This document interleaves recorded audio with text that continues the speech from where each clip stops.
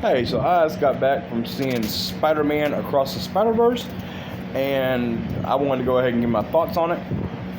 And overall, I think I'm just going to jump right into the good. And overall, I think that one of the biggest praises of this movie, this is probably one of the best Marvel movies that we have gotten since Endgame. I have not had a moment to where I have been seeing in a Marvel movie, where I have felt such a wide range of emotion, tension, storytelling, and just beautiful overall, just fantastic scope and scale on so many levels since movies like Logan and Avengers Endgame. Like, Spider-Man No Way Home, it is amazing that we got a movie that had Tobey Maguire and Andrew Garfield and the villains from the Raimi trilogy and the TASM universe. That was amazing. But one thing I've always felt was kind of lacking was like the path to getting there. The first third of that movie is very, very kind of just like problematic of trying to do the setup. Doctor Strange in the Multiverse of Madness, for being called Multiverse of Madness, doesn't really get all that mad. Like, a big criticism of that movie is the fact that you called this movie Doctor Strange in the Multiverse of Madness and you don't really utilize it that much. I mean, this feels like an actual Multiverse of Madness level film. Like, what happened in Spider-Man Across the Spider-Verse, that was the kind of stuff that I was expecting when I went to go see Doctor Strange in the Multiverse of Madness last year. This movie did that, and it was absolutely amazing. Like, the different styles of animation that they do are just stunning to look at, and just like so many details and so many different little things. Like, I imagine that when I get ready to do a spoiler review for this coming up this weekend, that like the spoiler review is probably gonna run 2-3 hours, if not more, because I mean there's just so much stuff to cover just in the actual, just like the different universes and stuff. Like, we got like to see, you know, some of the stuff, you know, like Spider-Man India and Spider-Man 2099 and, you know, the trailers. And of course you got the whole thing in the trailers where you got like the, you know, a couple thousand different Spider-Men and Spider-Women that are going throughout like the Spider Society, and like that looked awesome. And the thing is, that's another thing too, is that this is one of those movies that you have the cameos and you have all of those, like you have, you know, like Spider-Man Unlimited and the PlayStation 4, you know, like Marvel Spider-Man, the Insomniac game. You have them in there, and they're basically what they were in the trailers. Of like, you know, like they were basically, you know, like they show up, like, but they're not anything big, and like you still get the idea of what you had in Into the Spider-Verse, where you still have a large focus on about roughly 6 to 8 main Spider-Man characters, and at the same time still also managing to be a massive love letter to pretty much everything Spider-Man. Like, I'm actually right now like just like, what do I have to look at of just like how many times do I have to watch this movie to see every different version of Spider-Man that is in here, and like the research of being like how many different Spider-Man were in there are just like, it's just mind-boggling and just fantastic that we have a movie of this scope and scale, and it's only part 1 of 2. Like, Beyond the Spider-Verse, like this movie is like, I would probably say this movie is very much, and I'll talk about it a little bit in the mixed aspects, this movie very much feels a lot like the way that Harry Potter and the Deathly Hallows Part 1 and 2 were handled.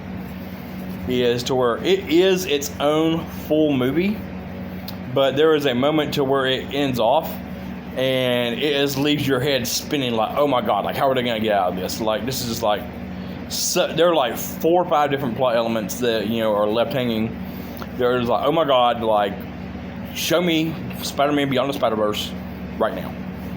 Like as soon as I stepped out of that theater, the credits weren't even done rolling, and the way they ended Spider-Man Across the Spider-Verse, like I was like, if you were to walk up to me and tell me right then, hey, we can show you Spider-Man Beyond the Spider-Verse in 5 minutes, I would go sit right back down, no questions asked, because it was just like, I need to know what happened. Like I need to know what they're doing next. Like, and since Avengers Endgame, have I had that level of excitement and anticipation for a new Marvel movie?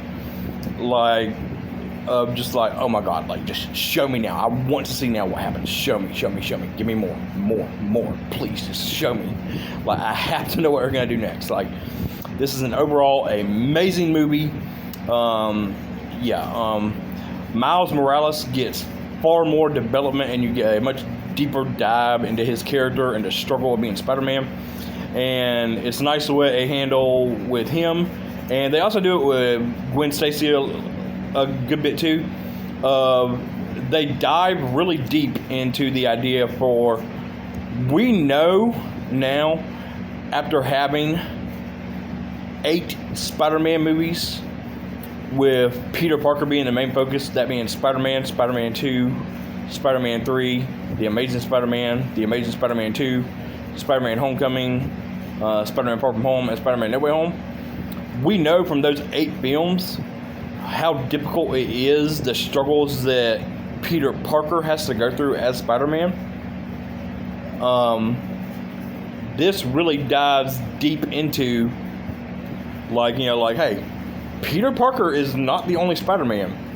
You also have, various different versions of Miles Morales and various different versions of Gwen Stacy that are, Spider-Man and Spider-Woman, and they deal with just as many struggles, and they're actually just as brutal, sometimes a little bit more brutal than what Peter Parker even deals with. And just the idea of that it's not just Peter Parker that struggles, because there's been jokes, made in the past about Peter Parker, about, the old Parker luck, about Peter Parker, just having a worse luck. And it's not Peter Parker having bad luck, it's the Spider that's having bad luck. It's the Spider-Man, Spider-Woman, Spider-Girl, Spider-Ham, Spider whatever you happen to be persona that is the one that has the trouble. Is you put on that mask as Spider-Man and it invites conflict into your life. And this does a really good job, especially of Miles and Gwen, of just doing a deep dive into their backstories and feeling earned. It's not just an exposition dump to where it's oh, you're just shoving all this information into it to and pad out a runtime or anything. No, everything that you have in this movie with Miles and Gwen, I don't normally get very emotional during movies, but I teared up at one point, and I legit was crying in 2 different scenes, because the way that the emotions hit in this movie are just phenomenal and just tug at the heartstrings in all the best way, and just really just show you just how emotional you can make one of these Spider-Man projects, and just make it so heartwarming and heartfelt, and just amazing on so many different levels. But yeah, it really tugs at the heartstrings. It is very emotional. I was laughing, I was crying, I was feeling emotional, I was excited the entire time. One big standout is Rio Morales, Miles' mom. She gets a massive upgrade from her role from Into the Spider-Verse. Because Into the Spider-Verse, she has maybe 1 or 2 lines, and it's just kind of hey, I'm Miles Morales' mom. Okay, bye, we're going to focus on the dad and Uncle Aaron now, so okay, no time for the mom. In this, she arguably has more of a larger role than even the dad did. And I loved it. Her relationship with Miles is he has a very unique relationship with his dad. He had a very unique relationship with, like his Uncle Aaron from Into the Spider-Verse. And he has a very unique relationship with his mom in this one. And his mom, he probably has like the deepest and most like loving relationship here. And she was a scene stealer. Like every time she wasn't on screen, I was like, I want to see more of her. Like, give me more. Like, she brings a weight and an emotion to it. Every time that she is on screen interacting with Miles, you just feel like a warmness. You just feel like this warm, like loving embrace, and it oozes out of the screen just how much she loves her son. She loves him. Just such a heartwarming, beautiful character, and I cannot wait to see what they do moving forward with her, because she is a level of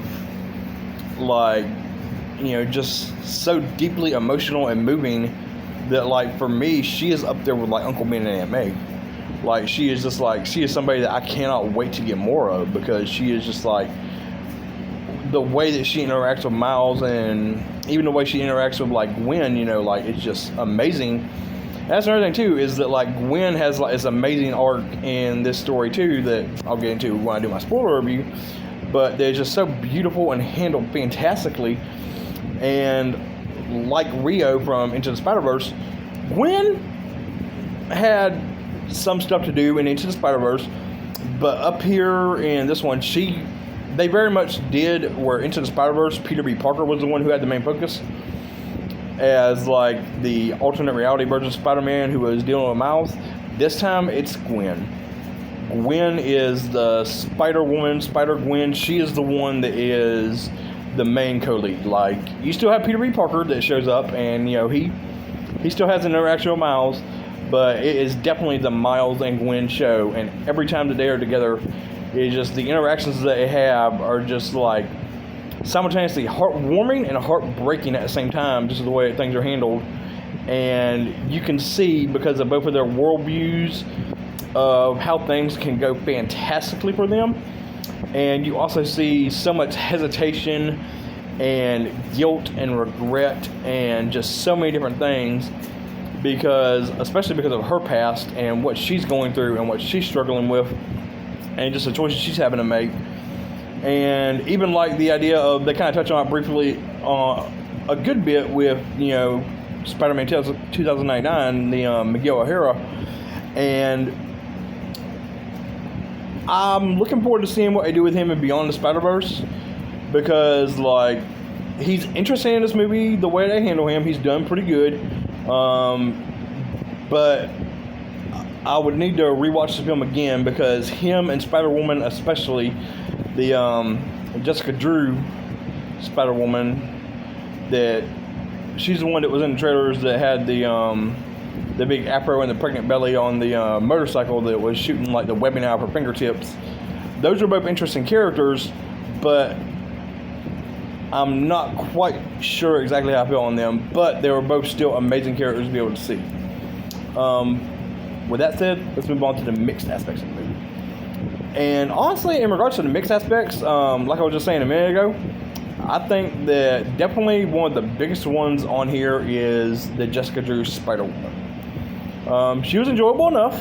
I enjoyed what she did, but she is very condescending and abrasive throughout the majority of the movie.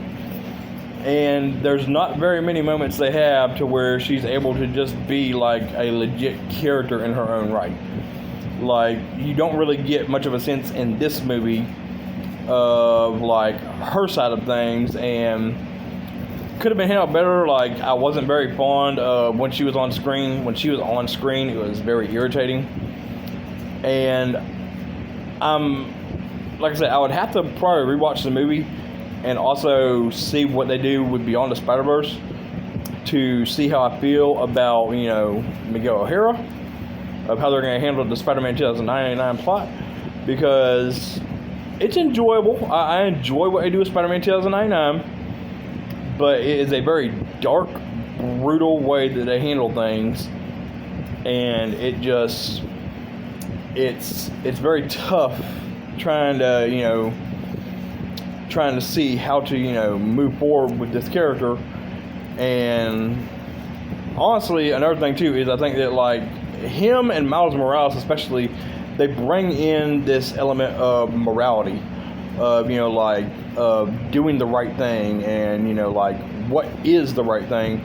And I feel like this is gonna have a lot of people questioning, at the end of the movie, like it definitely got me kind of questioning a little bit, like who is right, who is wrong, because there's not any real clear cut, bad, bad guy, bad Spider-Man. Like you have the Spot that was in the trailers, but like as far as the actual Spider-Man themselves and the Spider-Women and Spider-Hams and stuff, like you get very much almost kind of like a Captain America Civil War type scenario, to where both sides, that like everybody who is throwing in their argument into this, they have their own legitimate arguments. That it's like, okay, like I understand how you can look at the side that Miles has, you can look at the side that Gwen has, the side that Peter B. Parker has, the side that Miguel O'Hara has, that Jessica Drew has. You can look at all of them and have valid thoughts about like each one of them and why they end up thinking the way they do, and every single one of them is valid. A final mixed element in here that I would say is that the movie does end very abruptly. And so a minute ago when I was talking about the way that it feels kind of like Harry Potter, and the way that Harry Potter and Deathly Hallows is played out, is that movie ends with, like spoiler alert if you haven't seen Harry Potter and Deathly Hallows Part 1 and Part 2, the way that movie ends, it ends with Voldemort stealing the Elder Wand from Dumbledore's grave, and then it ends. The movie just ends, and it's like, okay, like Harry Potter and Deathly Hallows Part 2 is going to be the aftermath of that, getting the Elder Wand from Voldemort, defeating Voldemort, and saving the Wizarding World. You get something very similar in Spider-Man Across the Spider-Verse, to where they finish up the main story of the movie, and they end up dealing. Sorry about that. There's massive truck decided to just drive by in the background, so just ignore that. But you get Spider-Man Across the Spider-Verse has a very similar thing, to where you end up having, like, you have the main movie take place, and about like the last 30-ish minutes or so, you get into it, and it really starts ramping up and building and getting to building up these massive things. Like, oh man, this is about to get real. This is shit's about to hit a fan for sure. And you get to a point to where you're like, okay, like this movie's been over 2.5 hours. Like this movie's nearing the 2.5 hour mark. Like, how are y'all gonna wrap this up? And you get to a point to where it's like it just ends. Like you get a final scene to where it doesn't just cut off like dead in the middle, but you have a scene to where like something happens, and it just goes to credits.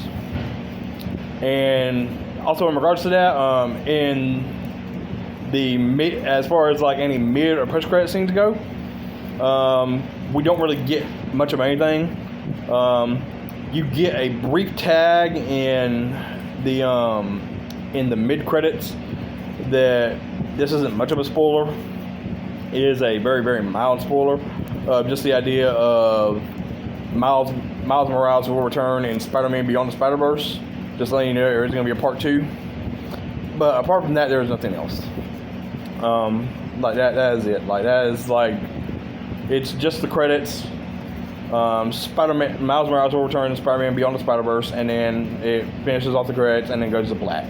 Like there's no actual after credit scene or anything for this. But overall, I thought this was a very good, enjoyable movie. It was an emotional roller coaster from start to finish. Let me know what y'all thought down below in the comment section below. Have y'all seen Spider-Man Across the Spider-Verse? What are your thoughts on it? What do you think of the idea of them introducing like the various different new multiverse Spider-Man? Are there any particular moments that stood out to you in particular? This is spoiler free for this video. I am going to work on doing a spoiler review coming up sometime either over the weekend or probably next Tuesday to Wednesday at the latest. I do plan on getting a bunch of different videos out.